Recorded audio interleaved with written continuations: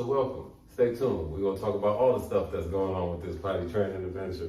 The good, the bad, the ugly, the poop. Stay tuned. Only game. OgGrip. Tafari. That's amazing. Yeah. That's amazing. It is.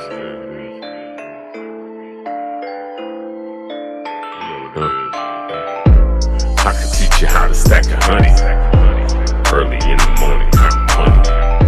Them niggas talking shit ain't got nothing. Cause you learning to do what?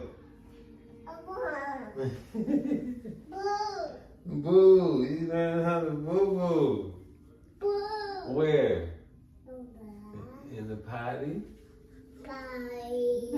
High five. High five. Welcome. You've now tuned into On the Game. You see what it is.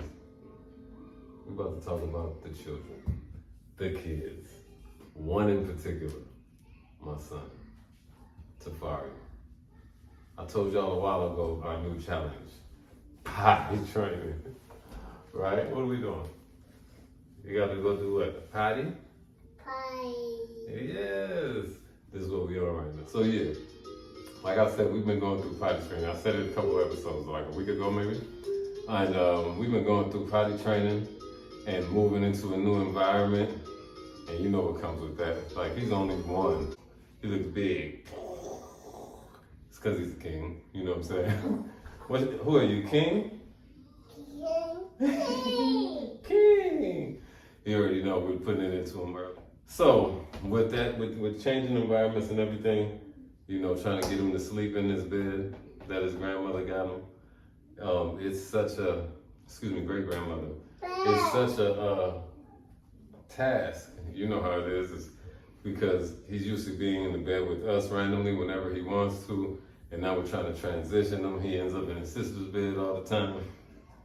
And it's been very interesting. And then also going along with potty training him and, you know, trying to get him up and wake him up and get him used to that whole habit of not just being comfortable because he has a diaper on to be, you know, go use the bathroom on himself. And we get good days and we get bad days, like anything else, right? So as we know, potty training is not the easiest thing to do, especially with boys.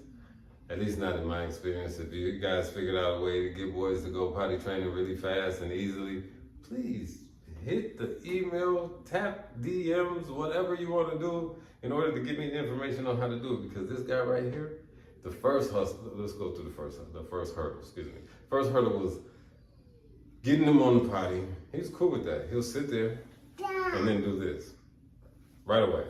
As soon as he gets there, he's gonna do this. So then it was, we gotta get him to sit on the potty. And you know, obviously he's on the potty, he doesn't have pants and everything on. He's just hopping up, rolling off, playing, trying to grab stuff. He wants to lift the potty up. He wants to do everything. So we have to get him to first sit on the potty. But we'll give him something to snack on. And while he's snacking, we put him in front of the TV. So then it was just like a chair, to the point that now he will actually just go get his potty or sit on it like a chair. But we're at another stage now. After he got comfortable with sitting on the potty, then it was, he has to pee.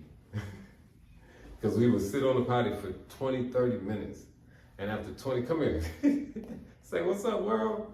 After 20, 30 minutes, we understood early that it wasn't necessarily just about how much time we had or didn't have. It was more about, we had to make the time, or we're gonna be sitting around changing this man grown smelling poop forever.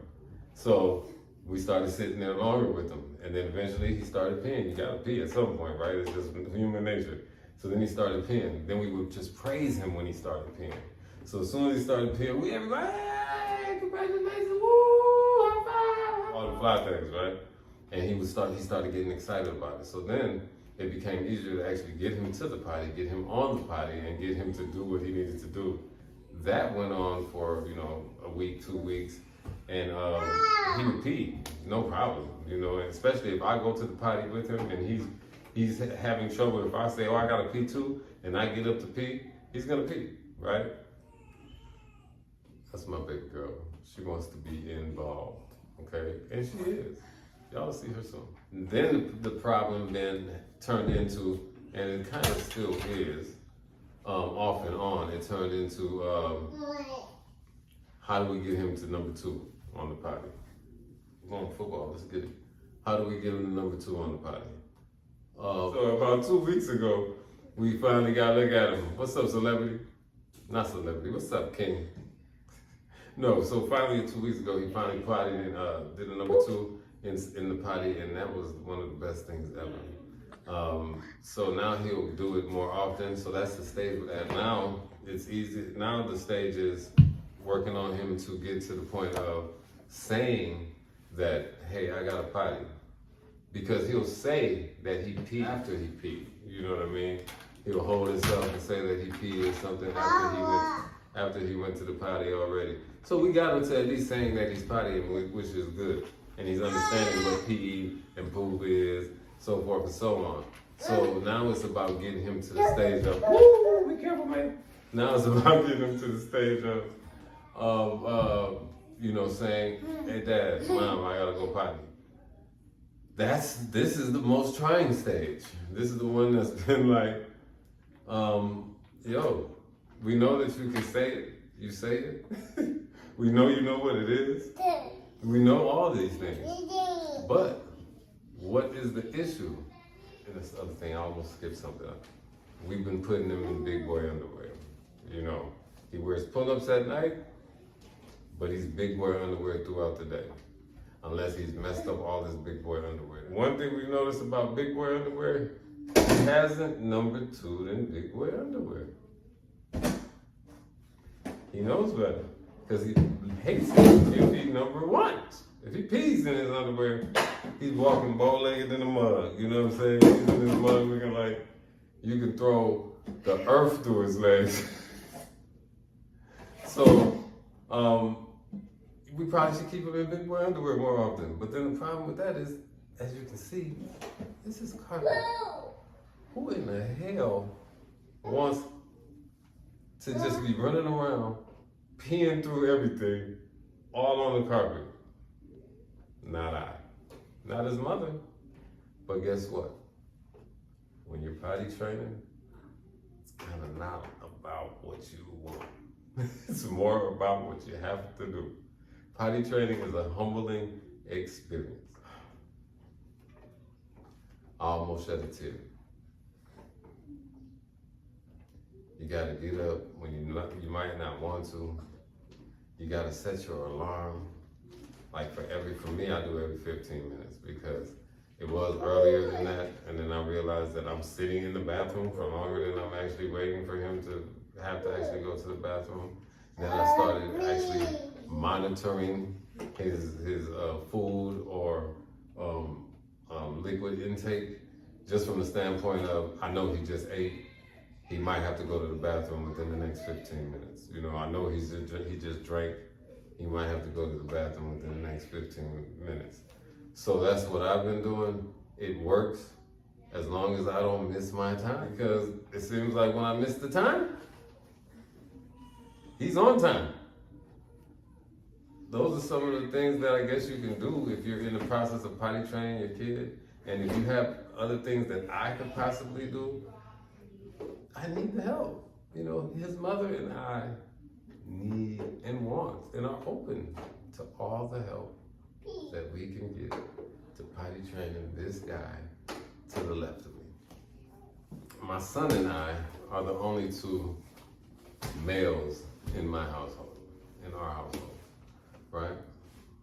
And there's 3 women. 1 woman, an adolescent, and an infant. So needless to say, TV time is like, you know, limited. I want my son, look, you see him, look at him. You see him?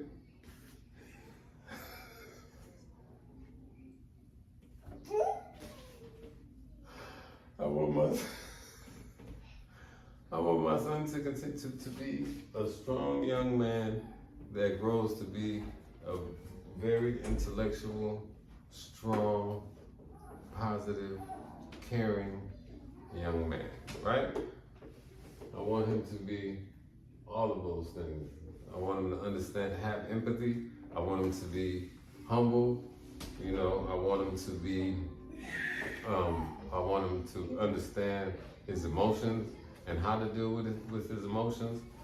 You know, so TV time, even as limited as TV time is, I want him to be humble. I want him to be strong. You know, I want him to be commanding and able to, you know, be the leader and be the man of his household. But I also want him to be in touch with his feelings, right? I also want him to be in touch with his emotions. I also want him to understand how to treat a woman. I also want him to understand all these types of the different dynamics that come with being a man, right? So along with TV time being limited, and y'all see it?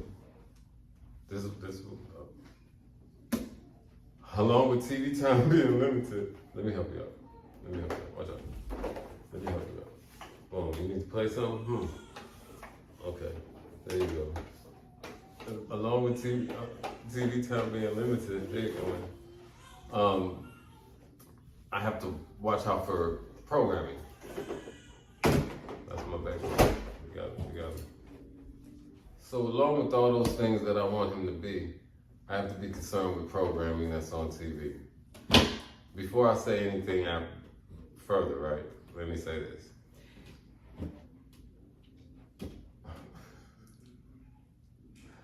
What are you doing? That's not what I want to say. What are you doing? Tafari.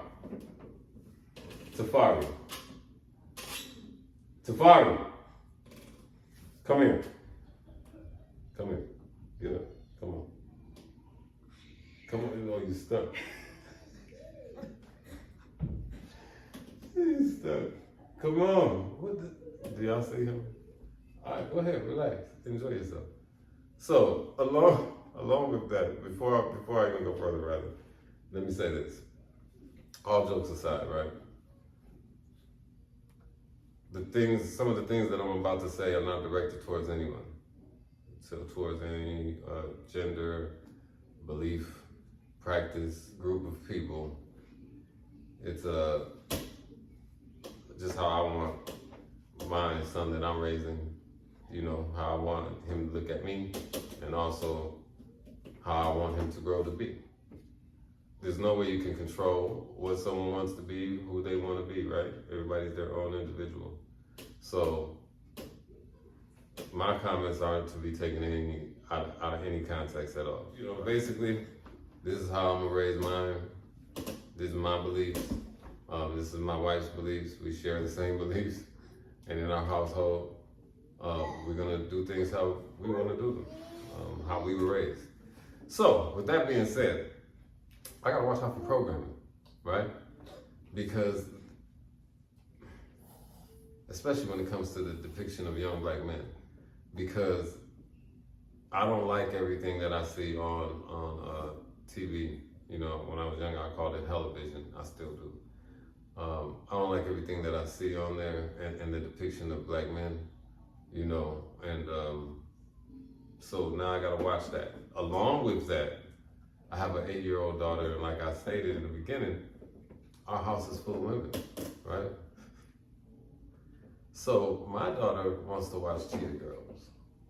She wants to watch every program that a young adolescent girl probably wants to watch, and you know, why not? So I have the struggle of, because they all spend a lot of time together, all the kids, all of us do. But the kids spend a lot of time together. You know, we want them to be close and have a real bond. And know each other. To allow my daughter to be herself, right? At the same time, make sure that she understands that he's developing, right? And he's impressionable. So when she's screaming, all of that, then he's randomly just screaming all the time. You know what I'm saying? So it's that type of dynamic. And it's interesting, to say the least, especially in this day and age. It's interesting. It's not like when I was growing up, you didn't have access. There wasn't internet. You didn't have access to all these different things that you could just push a button and see so much different stuff. I don't think it's the worst thing in the world. Again, in my household, we make sure our kids get ample TV time, but again, not too much. We make sure that they take time out to read and learn other things, and I'm enjoying it. And it's really refreshing to me to be here, to be able to be the example for him, to know that I am the example for him, to be able to help groom him and direct him in the direction that I would like to see him go. And of course, we all know as kids get older, they develop who they are and they become who they are, and they do what they want to do. But I want to make sure, and we want to make sure that he has all the tools that he needs when he's making his decisions to make sound decisions and to understand the greatness that lies within him. That's the reason we call him Tafari. He who inspires all, not all, like amazement. And that's who I know he will be and who he is. So anyway, it's beautiful, man. This journey that we're going on. If you have if you have children, do whatever you can to be there. It doesn't matter what you have, what you don't have. Do whatever you can to be there. That's the most important thing. You know what I mean? Try your best to not be absent. You know what I mean? Try your best not to make excuses. They need you. The world is in the state that it's in right now. You know, kids can't even take things on internet, right? They're losing themselves, right? Cosign. They're losing themselves out here over likes and everything else. Be present in your kids' lives, you know what I mean? And teach them and give them something to stand on out here, because it's not easy. Just like I stated, things are different from when I was a youngster. They really are. You know, it's harder for these kids out here now to be who you say you want them to be and to do all the right things when they can see everything. Everything is on the menus in front of them all the time. You know what I mean? A push of a button away. So be in your kids' lives, man, and feed them more than just food. Feed them up here. Feed them in here. So bye-bye. Say peace. Thanks for tuning in. Only game. You know what it is, man. Every day of the week. Tune in. 12 o'clock. Hit the like, the subscribe, and the bing. And follow. Support. If you got anything and you want to support something, you know, you feel the need, you know, and the spirit moves you. You dig what I'm saying? Go ahead and hit one of them links at the bottom. You know what I mean? Check them all out. Follow the music, follow the merch, cop the merch. Let's get it. Take care of your kids, man. We out. Only gang, OgGrip, Tafari. 4, 5, 6, 7, 8, 9, 4, 5, 6, 7, 8, 9, 10, 11, 12, 13. 14. What are you doing? One hand push up. I can teach you how to stack a honey early in the morning.